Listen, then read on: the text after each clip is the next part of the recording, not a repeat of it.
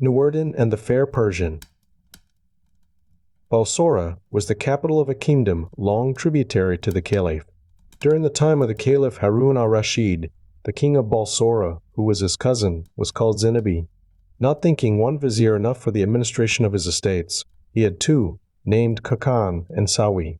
Khakan was kind, generous, and liberal, and took pleasure in obliging, as far as in him lay, those who had business with him. Throughout the entire kingdom, there was no one who did not esteem and praise him as he deserved. Sawi was quite a different character, and repelled everyone with whom he came in contact. He was always gloomy, and, in spite of his great riches, so miserly that he denied himself even the necessaries of life. What made him particularly detested was the great aversion he had to Khakan, of whom he never ceased to speak evil to the king. One day, while the king amused himself talking with his two viziers and other members of the council, the conversation turned on female slaves. While some declared that it sufficed for a slave to be beautiful, others, and Khakan was among the number, maintained that beauty alone was not enough, but that it must be accompanied by wit, wisdom, modesty, and, if possible, knowledge. The king not only declared himself to be of this opinion, but charged Khakan to procure him a slave who should fulfill all these conditions. Sawi, who had been of the opposite side and was jealous of the honor done to Khakan, said, "Sire, it will be very difficult to find a slave as accomplished as your majesty desires, and, if she is to be found, she will be cheap if she costs less than 10,000 gold pieces." "Sawi," answered the king, "you seem to find that a very great sum. For you it may be so, but not for me." And forthwith he ordered his grand treasurer, who was present, to send 10,000 gold pieces to Khakan for the purchase of the slave. As soon then as Khakan returned home, he sent for the dealers in female slaves, and charged them directly they had found such a one as he described to inform him. They promised to do their utmost, and no day passed that they did not bring a slave for his inspection, but none was found without some defect. At length, early one morning, while Khakan was on his way to the king's palace, a dealer, throwing himself in his way, announced eagerly that a Persian merchant, arrived late the previous evening, had a slave to sell, whose wit and wisdom were equal to her incomparable beauty. Khakan, overjoyed at this news, gave orders that the slave should be brought for his inspection on his return from the palace. The dealer, appearing at the appointed hour, Khakan found the slave beautiful beyond his expectations, and immediately gave her the name of the Fair Persian. Being a man of great wisdom and learning, he perceived in the short conversation he had with her that he would seek in vain another slave to surpass her in any of the qualities required by the king, and therefore asked the dealer what price the merchant put upon her. "Sir," was the answer, "for less than 10,000 gold pieces he will not let her go.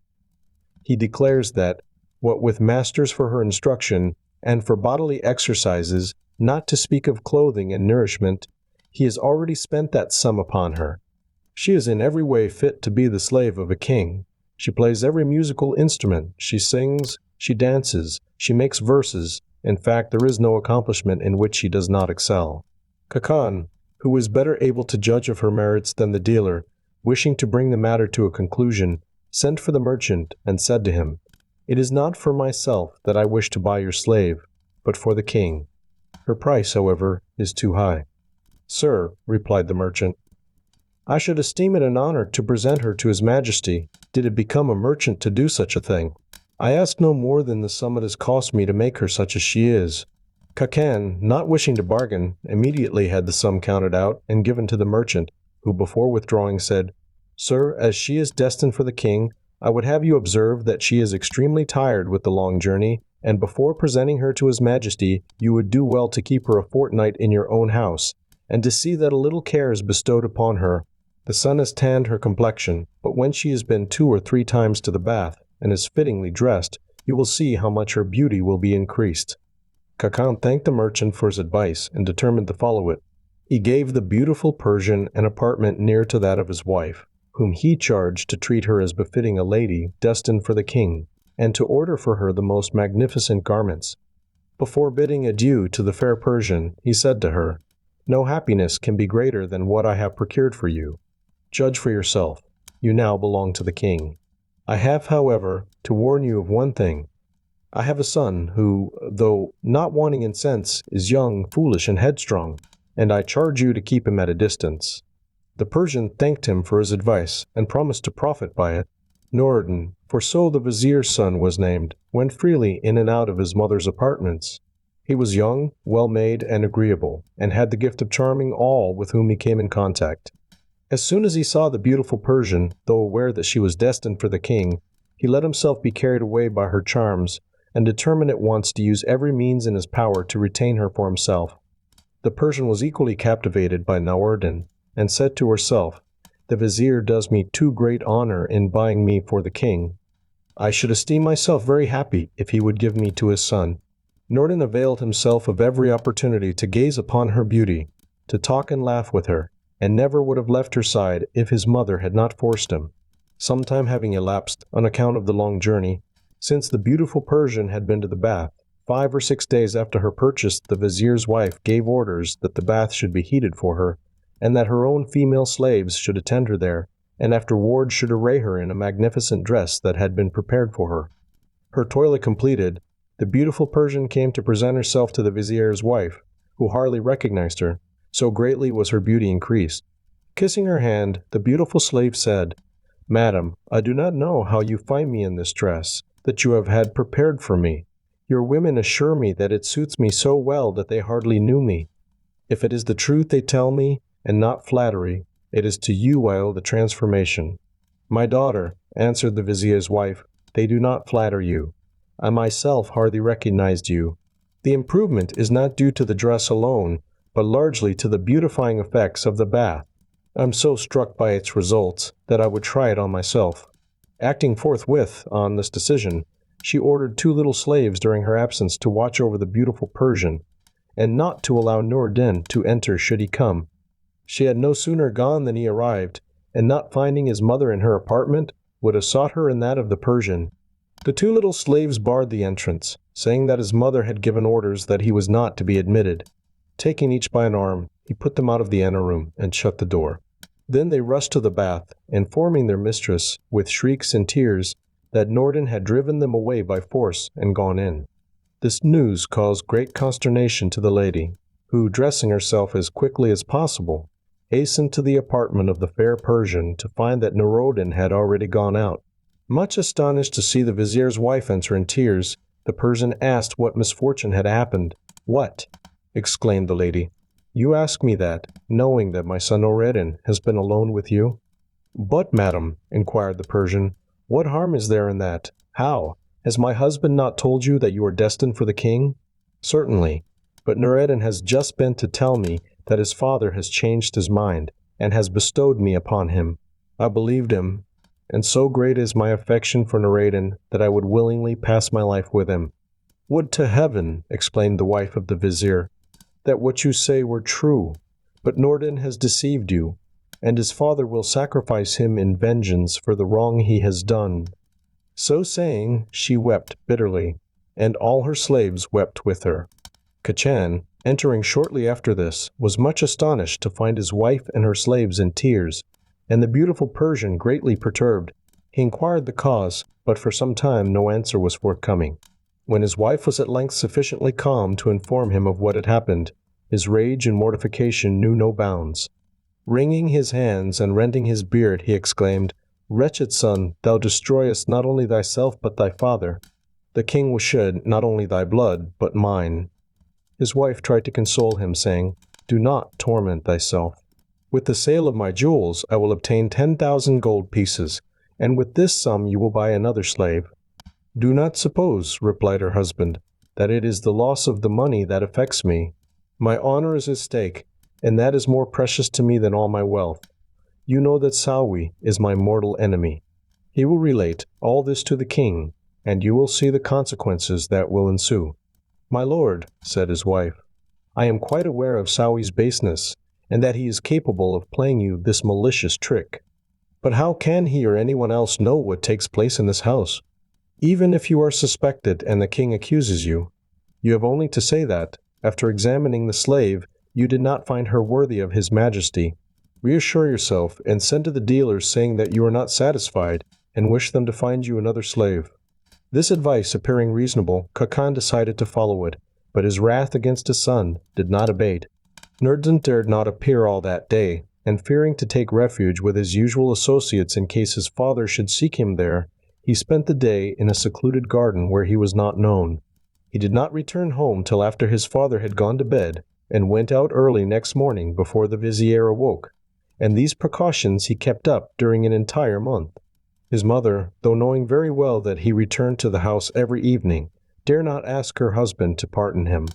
At length she took courage and said, "My lord, I know that a son could not act more basely toward his father than Noureddin has done toward you, but after all, will you now pardon him?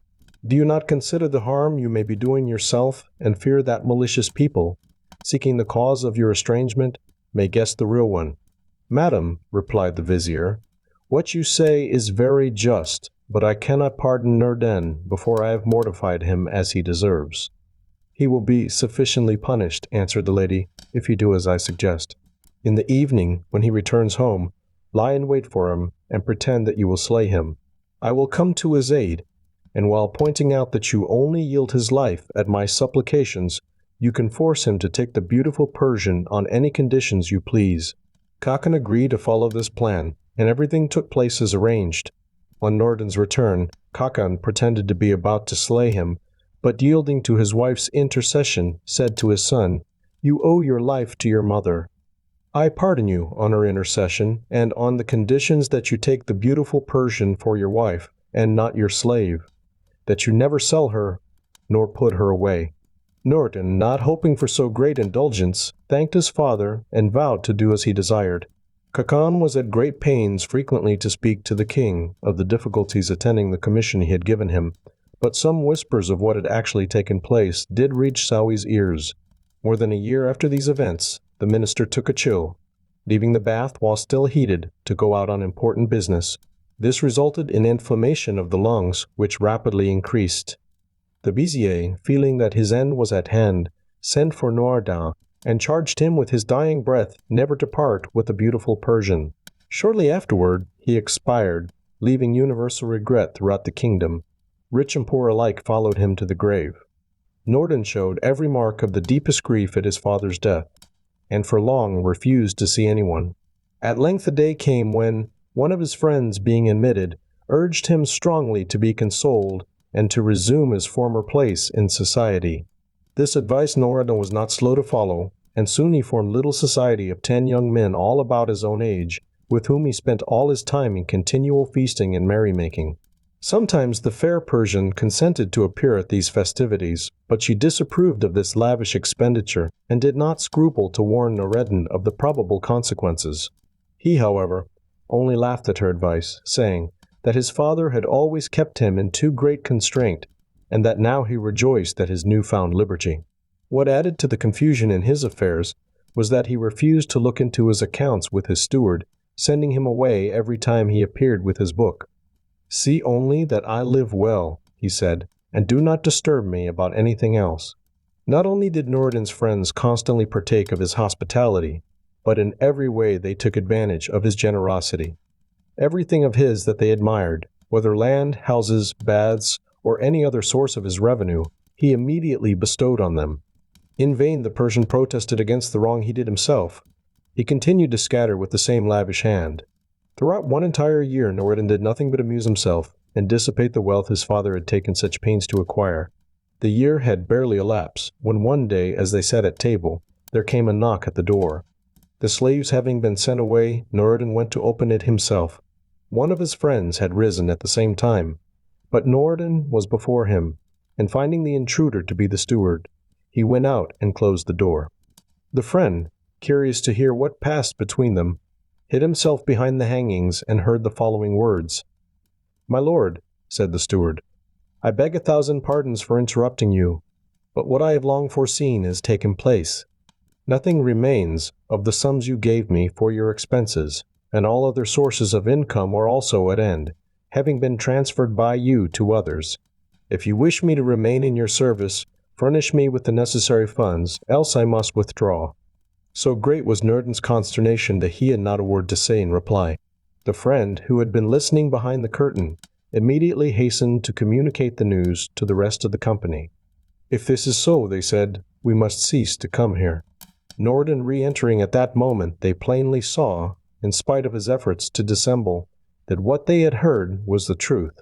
One by one they rose, and each with a different excuse left the room, till presently he found himself alone, though little suspecting the resolution his friends had taken. Then, seeing the beautiful Persian, he confided to her the statement of the steward, with many expressions of regret for his own carelessness. "Had I but followed your advice, beautiful Persian," he said, "all this would not have happened, but at least I have this consolation, that I have spent my fortune in the company of friends who will not desert me in an hour of need. Tomorrow I will go to them, and among them they will lend me a sum sufficient to start in some business." Accordingly, next morning, early Noureddin went to seek his 10 friends, who all lived in the same street. Knocking at the door of the first in chief, the slave who opened it left him to wait in a hall, while he announced his visit to his master. "Noureddin," he heard him exclaim quite audibly, "tell him, every time he calls, that I am not at home." The same thing happened at the second door, and also at the third, and so on with all the 10. Noureddin, much mortified, recognized too late that he had confided in false friends who abandoned him in his hour of need. Overwhelmed with grief, he sought consolation from the beautiful Persian. "Alas, my lord," she said, "at last you are convinced of the truth of what I foretold. There is now no other resource left but to sell your slaves and your furniture." First, then, he sold the slaves, and subsisted for a time on the proceeds. After that, the furniture was sold, and as much of it was valuable, it sufficed for some time. Finally, this resource also came to an end, and again he sought counsel from the beautiful Persian. "My lord," she said, "I know that the late vizier, your father, bought me for 10,000 gold pieces, and though I have diminished in value since, I should still fetch a large sum. Do not therefore hesitate to sell me, and with the money you obtain, go and establish yourself in business in some distant town." "Charming Persian," answered Noureddin, "how could I be guilty of such baseness? I would die rather than part from you whom I love better than my life." "My lord," she replied, "I am well aware of your love for me, which is only equaled by mine for you, but a cruel necessity obliges us to seek the only remedy." Noureddin, convinced at length of the truth of her words, yielded, and reluctantly led her to the slave market, where, showing her to a dealer named Hagi Hassan, he inquired her value. Taking them into a room apart, Hagi Hassan exclaimed as soon as she had unveiled, "My lord, is not this the slave your father bought for 10,000 pieces?" On learning that it was so, he promised to obtain the highest possible price for her. Leaving the beautiful Persian shut up in the room alone, he went out to seek the slave merchants, announcing to them that he had found the pearl among slaves, and asking them to come and put a value upon her. As soon as they saw her, they agreed that less than 4,000 gold pieces could not be asked. Hagi Hassan, then closing the door upon her, began to offer her for sale, calling out, "Who will bid 4,000 gold pieces for the Persian slave?" Before any of the merchants had bid, Saouy happened to pass that way, and judging that it must be a slave of extraordinary beauty, rode up to Hagi Hassan and desired to see her. Now it was not the custom to show a slave to a private bidder, but as no one dared to disobey the vizier, his request was granted. As soon as Saouy saw the Persian, he was so struck by her beauty that he immediately wished to possess her, and not knowing that she belonged to Noureddin, he desired Hagi Hassan to send for the owner and to conclude the bargain at once. Hagi Hassan then sought Noureddin, and told him that his slave was going far below her value, and that if Saouy bought her, he was capable of not paying the money. "What you must do," he said, "is to pretend that you had no real intention of selling your slave, and only swore you would in a fit of anger against her. When I present her to Saouy, as if with your consent you must step in, and with blows begin to lead her away." Noureddin did as Hagi Hassan advised, to the great wrath of Saouy, who, riding straight at him, endeavored to take the beautiful Persian from him by force. Noureddin, letting her go, seized Saoui's horse by the bridle, and, encouraged by the applause of the bystanders, dragged him to the ground, beat him severely, and left him in the gutter streaming with blood. Then, taking the beautiful Persian, he returned home amid the acclamations of the people, who detested Saouy so much that they would neither interfere in his behalf nor allow his slaves to protect him. Covered from head to foot with mire and streaming with blood, he rose, and leaning on two of his slaves, went straight to the palace, where he demanded an audience of the king, to whom he related what had taken place in these words: "May it please your majesty, I had gone to the slave market to buy myself a cook. While there, I heard a slave being offered for 4,000 pieces. Asking to see her, I found she was of incomparable beauty, and was being sold by Noureddin, the son of your late vizier, to whom your majesty will remember giving a sum of 10,000 gold pieces for the purchase of a slave. This is the identical slave, whom instead of bringing to your majesty he gave to his own son. Since the death of his father, this Noureddin has run through his entire fortune, has sold all his possessions, and is now reduced to selling the slave. Calling him to me, I said, 'Noureddin, I will give you 10,000 gold pieces for your slave, whom I will present to the king. I will interest him at the same time in your behalf, and this will be worth much more to you than what extra money you might obtain from the merchants.' 'Bad old man,' he exclaimed, 'rather than sell my slave to you, I would give her to a Jew.' 'But Noureddin,' I remonstrated, 'you do not consider that in speaking thus you wrong the king, to whom your father owed everything.' This remonstrance only irritated him the more. Throwing himself on me like a madman, he tore me from my horse, beat me to his heart's content, and left me in the state your majesty sees." So saying, Saouy turned aside his head and wept bitterly. The king's wrath was kindled against Noureddin. He ordered the captain of the guard to take with him 40 men, to pillage Noureddin's house, to raze it to the ground, and to bring Noureddin and the slave to him. A doorkeeper, named Sangiar, who had been a slave of Khakan's, hearing this order given, slipped out of the king's apartment, and hastened to warn Noureddin to take flight instantly with the beautiful Persian. Then, presenting him with 40 gold pieces, he disappeared before Noureddin had time to thank him. As soon then as the fair Persian had put on her veil, they fled together, and had the good fortune to get out of the town without being observed.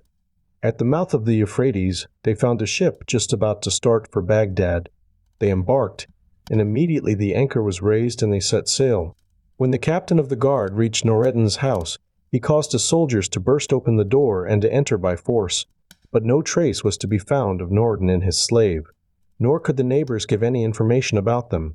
When the king heard that they had escaped, he issued a proclamation that a reward of 1,000 gold pieces would be given to whoever would bring him, Noureddin and the slave, but that, on the contrary, whoever hid them would be severely punished. Meanwhile, Noureddin and the fair Persian had safely reached Baghdad.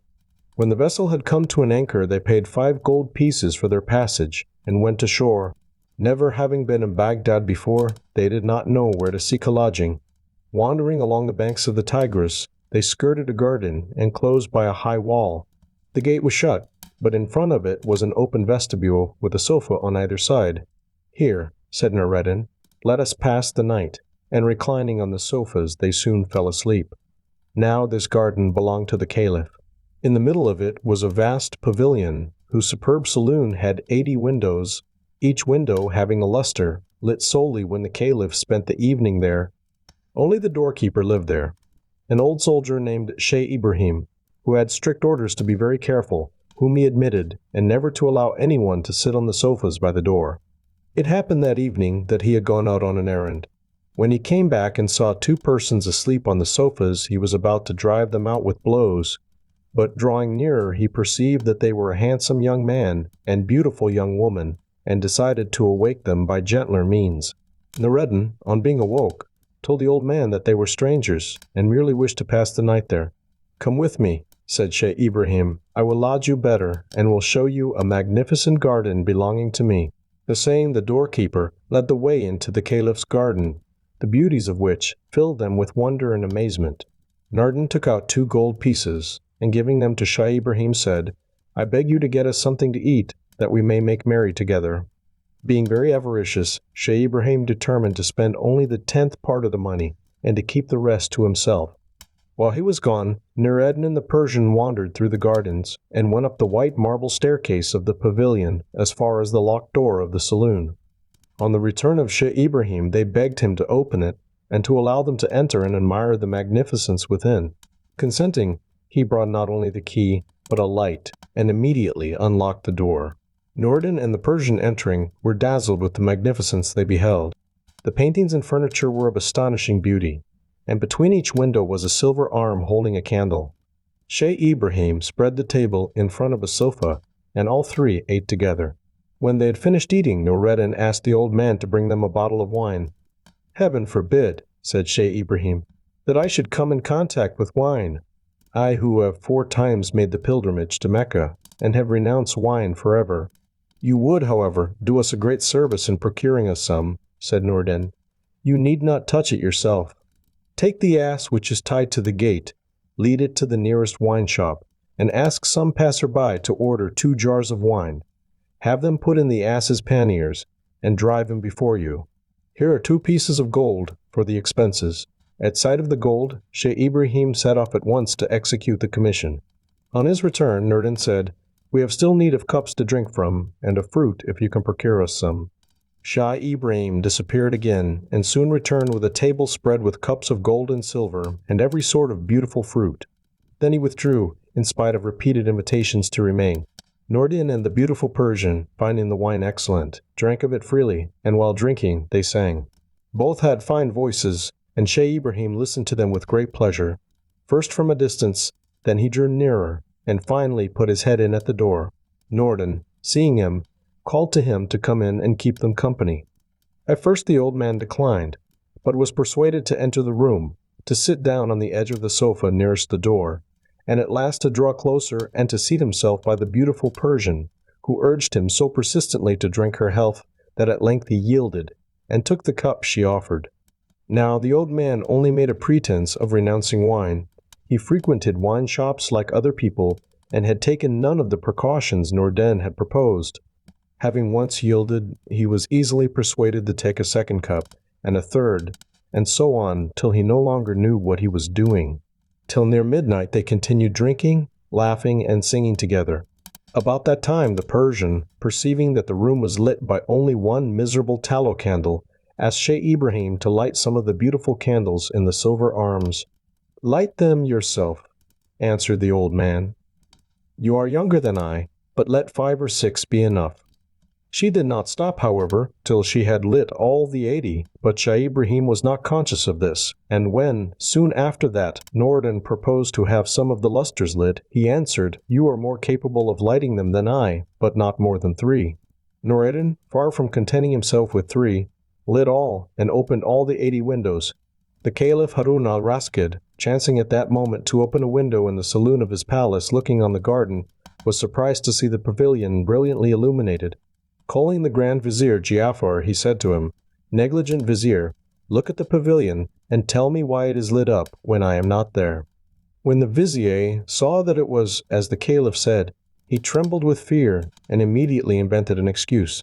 "Commander of the Faithful," he said, "I must tell you that 4 or 5 days ago, Sheikh Ibrahim told me that he wished to have an assembly of the ministers of his mosque, and asked permission to hold it in the pavilion. I granted his request, but forgot since to mention it to your majesty." "Giafar," replied the Caliph, "you have committed 3 faults. First, in giving the permission. Second, in not mentioning it to me. And third, in not investigating the matter more closely. For punishment, I condemn you to spend the rest of the night with me in company of these worthy people. While I dress myself as a citizen, go and disguise yourself, and then come with me." When they reached the garden gate, they found it open, to the great indignation of the Caliph.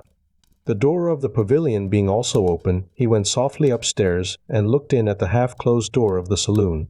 Great was his surprise to see Sheikh Ibrahim, whose sobriety he had never doubted, drinking and singing with a young man and a beautiful lady.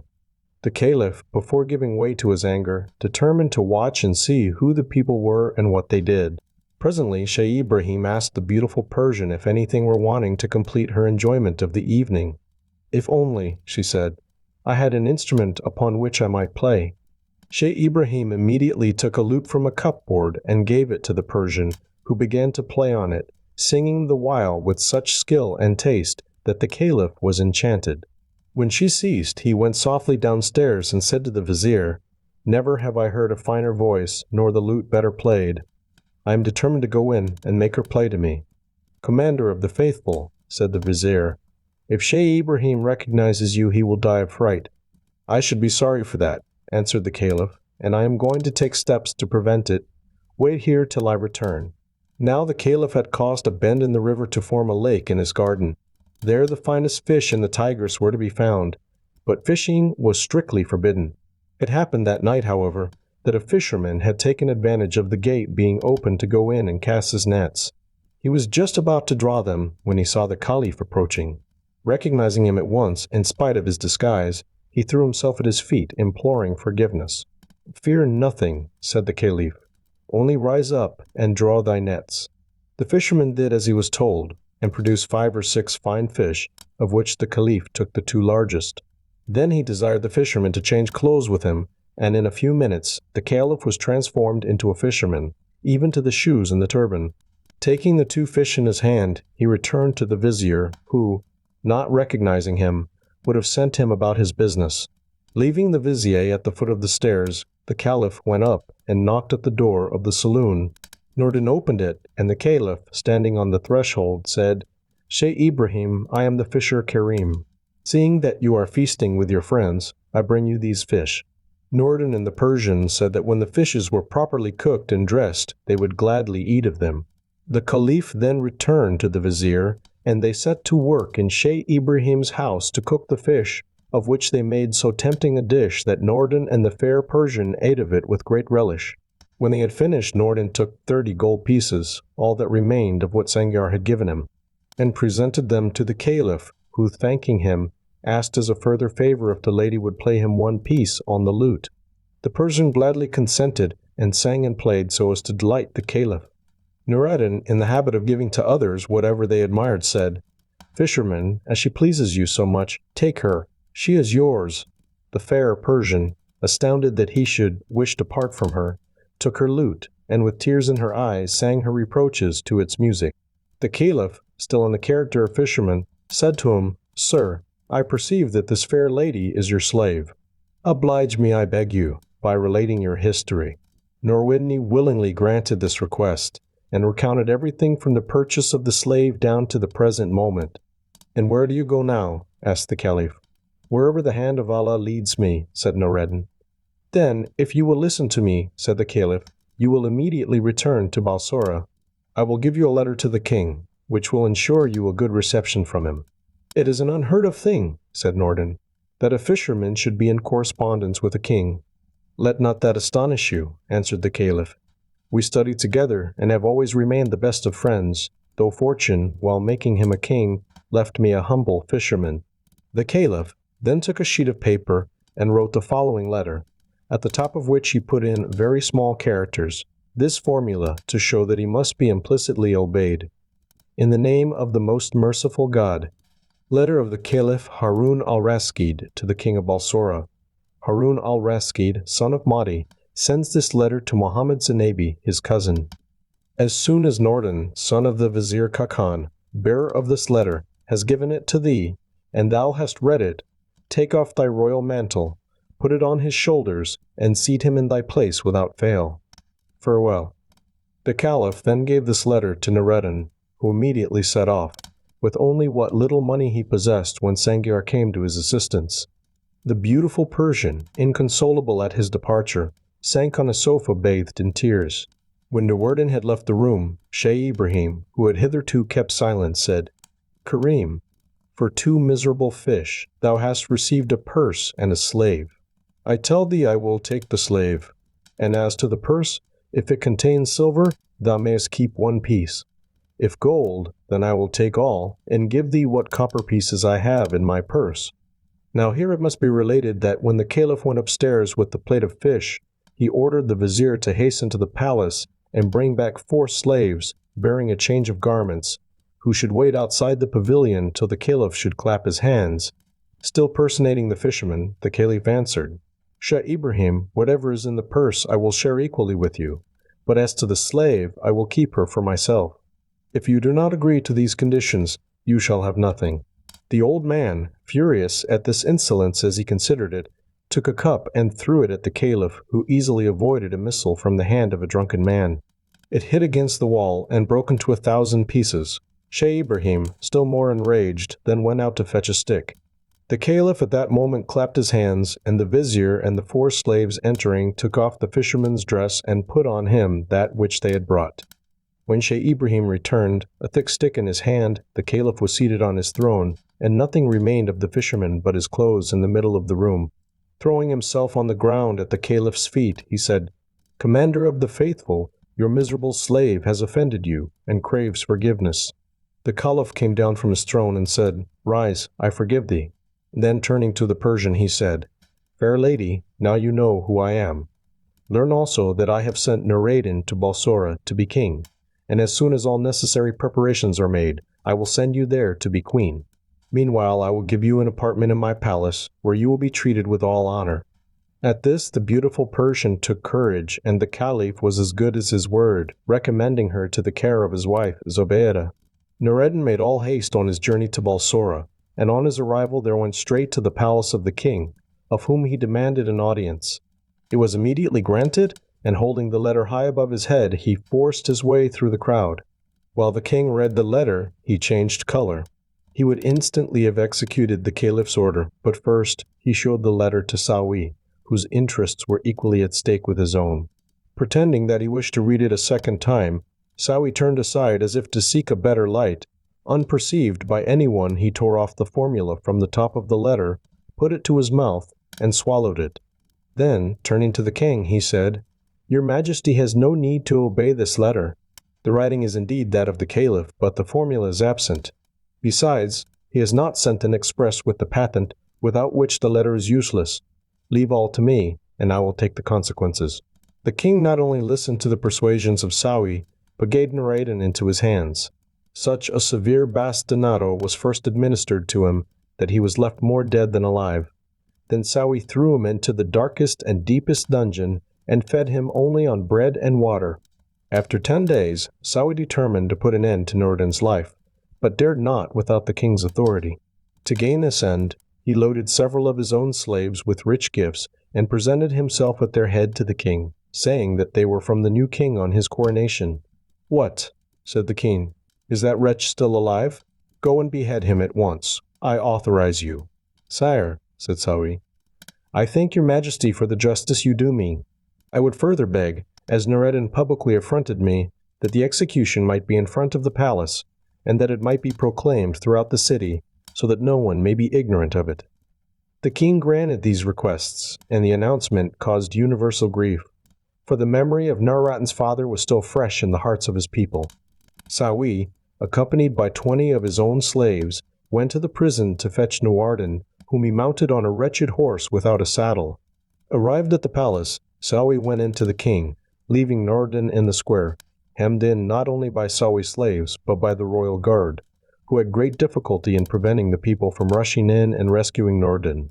So great was the indignation against Sawi that if anyone had set the example, he would have been stoned on his way through the streets. Siu, who witnessed the agitation of the people from the windows of the king's privy chambers, called to the executioner to strike at once. The king, however, ordered him to delay. Not only was he jealous of Sawi's interference, but he had another reason. A troop of horsemen was seen at that moment riding at full gallop toward the square. Sawi suspected who they might be, and urged the king to give the signal for the execution without delay, but this the king refused to do till he knew who the horsemen were. Now they were the vizier Giafar and his suite arriving at full speed from Baghdad. For several days after Noureddin's departure with the letter, the caliph had forgotten to send the express with the patent, without which the letter was useless.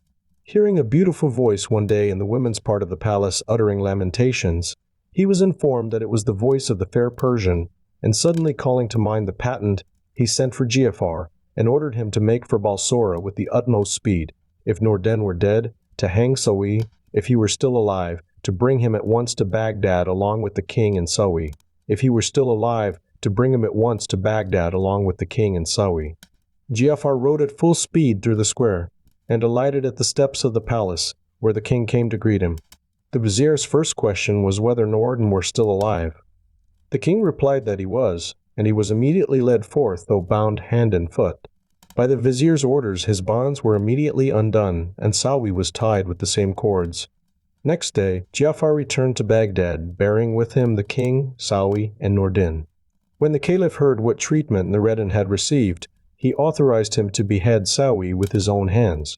But he declined to shed the blood of his enemy, who was forthwith handed over to the executioner. The Caliph also desired Noureddin to reign over Balsora, but this, too, he declined, saying that after what had passed there he preferred never to return, but to enter the service of the Caliph. He became one of his most intimate courtiers and lived long in great happiness with the fair Persian. As to the king, the Caliph contented himself with sending him back to Balsora, with the recommendation to be more careful in future in the choice of his vizier.